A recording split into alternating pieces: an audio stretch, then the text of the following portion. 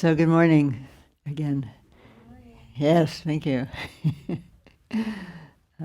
As this is the first Sunday, we spent a little time giving a little more background, talking a little bit more about Buddha and Buddhism and how it relates to various things that we do at Dawn Mountain, which include offering what we call life skills, the skills of attention, kindness, patience. These are things that are helpful in life. Buddhism has a lot to say about them, and we draw on those resources. And then also we do practice, we sit, we cultivate attention and kindness and qualities like patience. And that's centrally what we do on the 11 o'clock guided meditations. And we wanted to offer you more background on why and how and some of the history and some of the thought behind what we are doing. So for the last two first Sundays, we talked a little bit about the life of the Buddha. And I want to pick up a thread and talk about the life of the Buddha, which for Buddhists since the beginning of Buddhism, which arose, of course, after the life of the Buddha, the Buddha's life, which is told in many versions, some in which he's kind of an ordinary, although really excellent person, some of which he's really kind of a magnificent life force, a kind of embodiment of all the qualities that we seek and really a world-transcending being.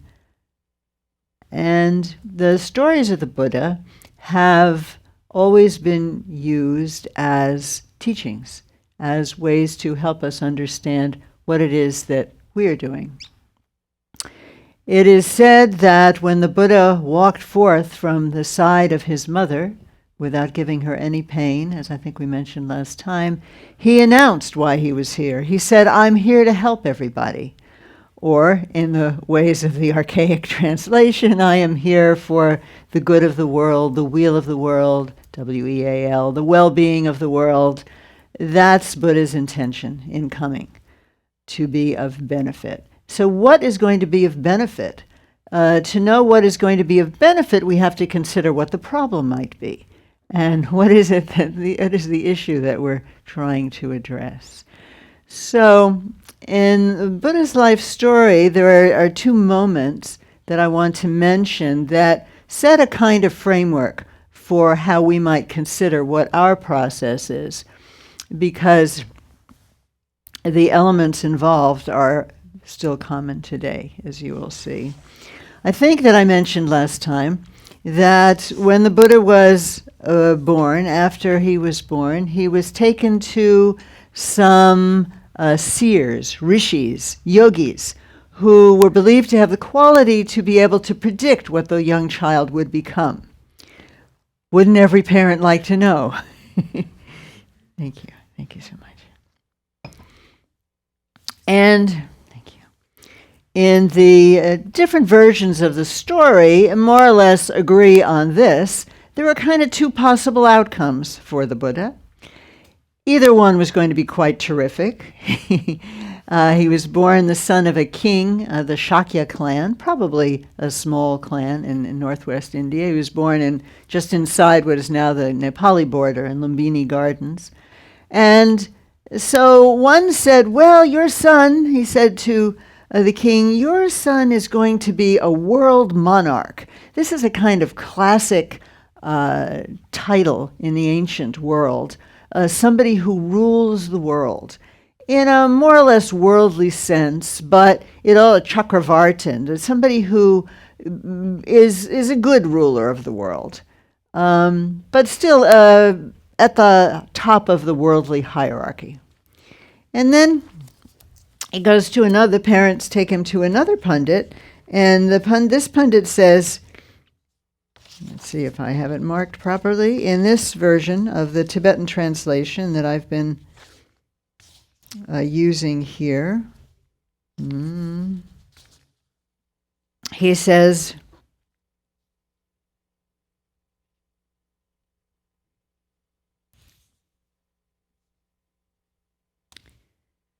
The rays of sun are very sharp, but the rays that shine from this one sun, S-O-N, good translation, right? He's making a nice little pun there. The rays of sun in the sky, the rays of sun are very sharp, but the rays that shine from this one sun, your child, cool your body when they touch you. This is surely the light of a mighty one. So this predictor says to seek one sight of this mighty one, a chief, a leader in the world. But then they take him somewhere else. So that's the idea that he will become a worldly leader. Oh Lord, the pundits are mistaken. These other seers don't really see. In strife-filled times, no monarch comes. This source of dharma and great virtue will conquer sleep and awaken. Poetic description of the process of enlightenment itself, awakening from sleep, awakening from the sleep of ignorance. So right in the prophecy there is identified the problem that Buddha seeks to address and that the Dharma has sought to address ever since. The Dharma meaning actually from the Sanskrit root dur, means that which holds. And in particular, in the context of the Dharma as teaching, it means that which holds us back from disaster, from the disaster created by our own actions, the disaster created by our own ignorance, not knowing what to do, not knowing what not to do, not knowing really how to behave, doing things that seem like they're in our best interest but really turn out not to be.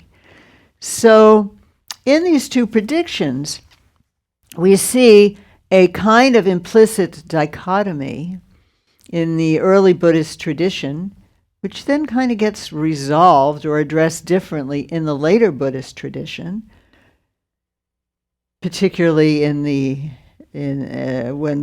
later Buddhist tradition, I mean after about 500 years after the Buddha's birth, and after the Buddhism begins to go to China and Japan, Korea, and then even later than that, over the Himalayas to Tibet, which of course is where our main tradition is drawn from. The Tibetan tradition is profoundly based on the Indian tradition.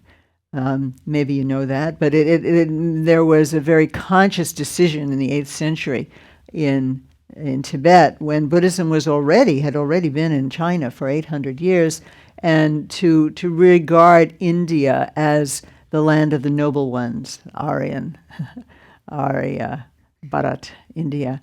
And so, of course, there was influence from China, quite significant influence, particularly at the time that our tradition of Dzogchen begins to take shape in Tibet. But that's another story, maybe for the new year.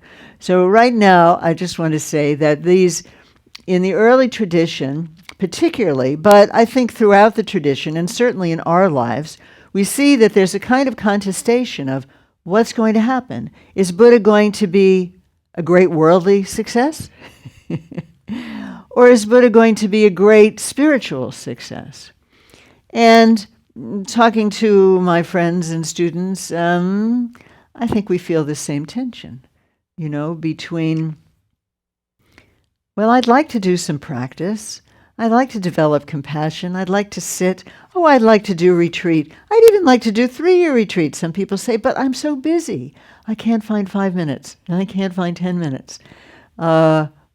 We are pulled, are we not? Those of us who are attracted to spiritual life, we often have many demands on us: family, job, social demands. So how are we to adjudicate these? So I like to point out that the recognition of this tension is right there from the beginning. Now, Buddha's father, as it turns out, really wants him to be a worldly success. I find this with my Rice students also. They like to take religion courses, but Daddy wants them to be an engineer or a nuclear physicist or something, really important. Something. And so that's one set of tensions that Buddha ultimately seeks to find a middle way between, and that I think for us in the West, as 21st century people, we too, who are spiritually open, aware, seeking to awaken, have had some awakening, we also find ourselves continually needing to negotiate the needs of the world, which are not negligible, they're not unimportant, with our own spiritual nurturing. So eventually Buddha marries, and he lives quite a luxurious life, which his father had organized so that he would never know that there was suffering. So he comes to about age 28, and he's really what we could call quite naive. He asks his charioteer, Chandraka, to take him on a ride. He actually wants to go to a pleasure grove.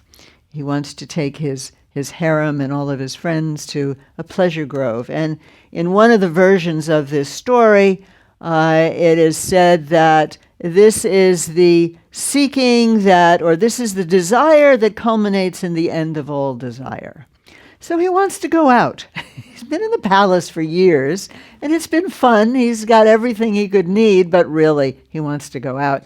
And in that time, he encounters, famously, and maybe you know this, for the first time in his life, he sees somebody who's sick, somebody who's old, and finally a corpse. And what's this? Death? How can that be? And his charioteer, who of course is sent by the gods to help further the education of the Buddha, who by now has shown his excellence in scholarship as well as in gymnastics. There's a whole tale about his wedding. He has to show how he excels in martial arts in order to win this particular bride. And actually another mode of balance. So in his life, he's been a scholar, already a successful scholar, a successful, we could say, athlete. And now, when he reckons with death, which he finally, in the process of this moment, he kind of gets it. Oh, it's not just that that person died. I'm going to die. Big revelation. And of course, it is a big revelation when we come to grips with our mortality. And we know that it's quite difficult, and we put it off as long as possible. But then somebody gets sick, somebody dies, we get sick, we die, and it's a shock to the system. And it can really reorient our value systems. So meditation on impermanence has always been a very big part of the Buddhist tradition, to reckon that our time is fleeting, let us make best use of it. Buddha decides there's no time to go to a pleasure grove. He sits down in meditation. He has a greatly successful meditation. He meets a wandering yogi who looks very happy. And Buddha says, in the throes of his recent revelation about mortality, he says, how can you look so peaceful when everybody's going to die? We feel this way, don't we? We read about terrible things happening around the world, climate change. Well, what's going to happen? How could we walk the world with a smile on our face? So the mendicant says, oh, that's because I've discovered something that's quite beyond life and death. Oh, really? What might that be? I must find this thing. So Buddha decides he's going to leave his home, which in Hindu culture at that time, as in our culture, it's like not the thing to do. You're not meant to focus on spiritual things in traditional Indian culture until you've had a grandson. You've done your householder duty. So Buddha spends 7 years or so in severe ascetic practices, starving himself. Sometimes you see images of the Buddha, he's just in skin and bones. This is from this period of his life. Because that's what his Hindu teachers are doing. They're doing yoga in the jungle. They're standing on one leg for days. They're eating 1 grain of rice a day. Very severe ascetic practices. And finally, Buddha says, this isn't doing it. I'm not waking from the sleep of ignorance. And then he goes to Bodh Gaya and sits under the Bodhi tree, of which we have a relative sitting in the lobby, thanks to Mark, and awakens from the sleep of ignorance. he decides that severe asceticism is not suitable, but also the luxury of his past life was not suitable. Middle way. Buddhism, you often hear, if you read books on Buddhism, a middle way. A middle way between worldly lust for success and total renunciation and ignoring the cries of the world. That's compassion. Compassion is a spiritual quality that is central to all the great traditions, that is central to the Buddhist tradition, particularly is regarded as the very special, skillful means of the later tradition that develops in India and is the tradition called the Mahayana, the great vehicle, which grows first from India to China, both by sea and along the Silk Route. Wonderful stories of Xuanzang coming to India in the 5th century, bringing back more wisdom to China. And then China, by the 6th or 7th century or so, China is really quite independent from India. It's developing its own forms of Buddhism. And Buddhism doesn't go to Tibet until really the 7th, 8th century, by which time there have been more developments in India that come into Tibet that did not go to China until actually the last 10, 15 years. Some of the great, like Shantideva, the great 8th century Indian poet, is now translated into Chinese. And but back to my point.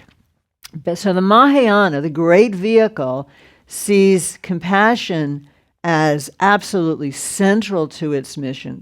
Earlier Buddhism does too, but Mahayana now feels that the career of a bodhisattva, that means somebody who's committed to practice to benefit the whole world, like the Buddha was a bodhisattva. In the later Mahayana tradition, as it develops in India and later goes to China, Korea, Japan, Tibet, Mongolia, USA, there develops this powerful idea that if in fact you can transcend what is what dies, if you can transcend a sort of the ordinary sense of ourselves, there are many levels in which we can understand this. Another topic, something that Claire also talks about a lot, right? But I'm talking about the vision of the bodhisattva who says, for as long as space abides, so long may I be there, so that I can resolve the suffering of the world. Paraphrase of Dalai Lama's famous phrase from Shantideva, the 8th century Indian poet. So once compassion and benefiting the world is central to your purpose, then you have to find a middle way between being engaged with the world and developing your own spiritual qualities. And this is the path also of the lay practitioner, us. We're lay practitioners. We're not living in a monastery, but we do deeply value qualities like compassion. So when we say compassion, that's kind of a big skyscape. And there are a cluster of qualities I just want to mention and then zero in on one of them for a few minutes. So compassion really starts with the middle way, a middle way of living and being in balance. Can also refer to this as the cultivation of equanimity. Can also refer to this balance, this equanimity, as the ability to see a profound sameness in oneself, self and everyone, looking through the differences of culture, language, skin color, religious tradition or not, gender, all of these things. There are ways, of course, in which we are different. We look different, we're different ages, we have different educations and jobs and all of those things, hair color, skin color, all of that. Yes, that's there. But that is nowhere near as significant for us who are developing balance, equanimity as a basis for our love, nowhere as near as significant as the recognition that all of us are profound in our heart of hearts. What is it that we want? What do you want in your heart of hearts? Something. Something. whether if it's a spiritual state or a person or a job title or a family or something you want in your heart of hearts. And why do you want it? You feel it will make you happy. You feel it will make your life meaningful. And I am talking about the kind of happiness which comes from a sense of meaning, not talking about frat party night, which is one kind of, right? But deep and abiding happiness. Who does not want this?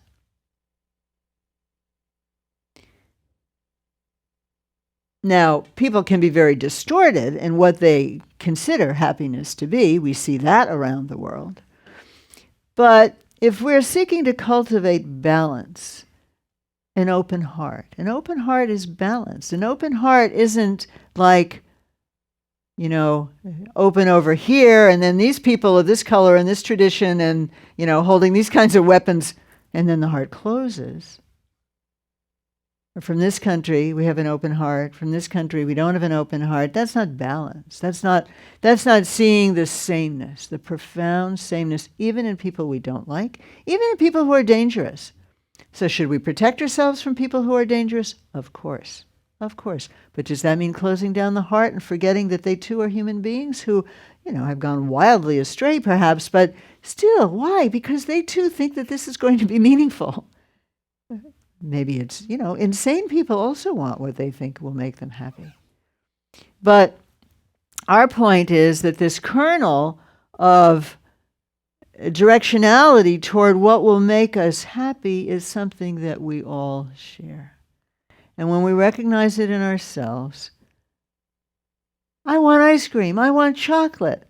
Sometimes I can't even resist eating way too much chocolate. Why? Because I like it. Feels good.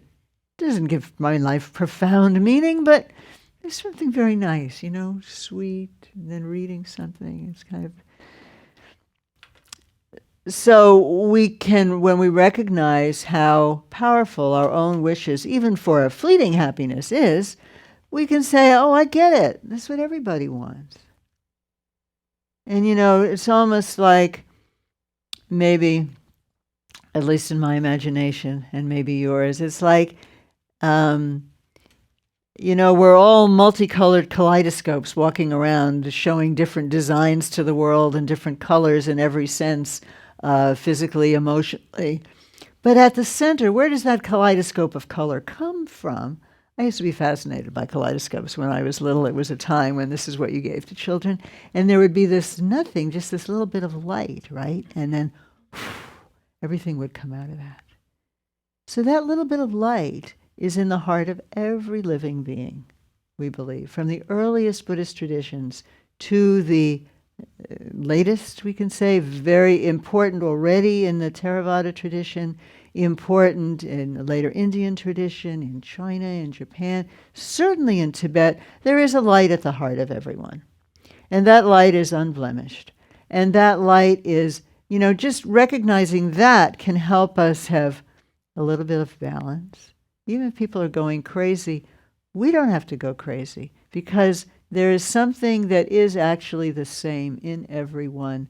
And if we can recognize this, first of all, recognize it in ourselves, this light in ourselves, then we can recognize that everyone has this. And so that our totally lopsided ideas, that's why we sing before every practice, may all beings have happiness. May all beings be free of suffering. May all beings be free of too much attachment and too much disdain. We have different words, but that's what we're saying. That's the cultivation of equanimity. May all beings always be, what do we say? Free of the last verse? Something not attaching, Not to cling, that means not to be attached, and not to scorn, not to despise, not to leave others in the dust. So how do we do this great thing of cultivating this kind of balance? Of course, it's a deep process. We practice daily, if we can. We study, we learn. All of everything that we do at Dawn Mountain, whether it's Buddhist teachings as such, whether it's personal kind of processing, which we do, like in our Elements retreat, or more ritual practices. Everything that we do is so that we can have this complete, open-hearted balance. It's not easy. And the first thing we have to do is be balanced with respect to ourselves. And so, on Sundays, we cultivate attention. Attention is the start of love. Attention is the beginning of balance. Attention means that you are developing the skill of just resting with your breath and accepting yourself as a breathing being. Yeah, you can come in. We're just finishing, and then we'll... you're accepting yourself as a breathing being. What do I mean by that? One of the things that we do that we torture ourselves a lot, usually, especially when we sit in meditation, which is why people resist sitting in meditation, because we know what's going to happen. We won't be focused. Our minds will be all over the place. That's not so bad. But then what sets in is judgment. I'll never be able to meditate. Everybody's doing better than me. I'm a terrible person. My mind is going crazy. I'm thinking of all these crazy things. Thank goodness nobody in the room, I hope, is clairvoyant, know what's going on in my mind, right? Shame and guilt. Harvey talks about this a lot when we do, real deep kind of personal inquiry. This comes up a lot. And for us, so attention is a way of cultivating this kind of balance. So your mind is distracted. Just bring it back to your breath. That's all you have to do. You don't have to fight with yourself. You don't have to give a laundry list of all your, every time your mind has been distracted. That's just another distraction, right? You just bring it back. So when I say attention is the start of love, it's the start of love to begin with for yourself. Stop criticizing yourself. Stop wishing that your experience was something different than it is. Is this easy? No. This is an ongoing practice. And don't judge yourself for judging either, right? So when we cultivate attention, we're cultivating just being present to your breath and accepting. You don't wish, I wish I were breathing more deeply. Some people do, actually. Just accept how your breath is. Accept how you are. Because then you're getting out of the way of those very kinds of judgments are part of the clouds that cover your light, so to speak. What do you think's obscuring it? Not somebody else. It's our own, judgmental mind. It's our own self-accusations, which if we don't take care of them, we will turn on other people and make it difficult to have love and compassion for them. Cultivation of attention is extremely profound. The Dhammapada, one of the classic Buddhist texts, opens with a phrase that says something like, mind goes before all things. The way your intention is, how your mind is as you begin any activity, is going to color everything about that activity. So when we cultivate attention, we're cultivating balance. We're cultivating balance between too much excitement, or we could say worldly extreme, and too much, just falling to sleep, couch potato style. That would be an extreme of meditation, and not, of course, real meditation, but, kind of solipsistic, just going in a cocoon. That's not what we're doing. Attention is precisely does what Buddha was seeking to model. We're aware of ourselves. We can turn attention to others and be aware of them, but we still are present to this light. We're present to our own being, and that's why sometimes we also practice being present at the center of our belly. In many traditions, the Chinese martial arts, the Dantian, or in Tibetan, the Do, it's a very, very centering place. So if we rest there, we can find balance in almost like a physiological level. So that's what we do, and that's why we're here. And on Teaching Tuesdays, we teach more about this. And in retreats, we go into this more deeply. And on our focus on Sundays is to distill all of that into simple practices that we can do that can help us all cultivate balance.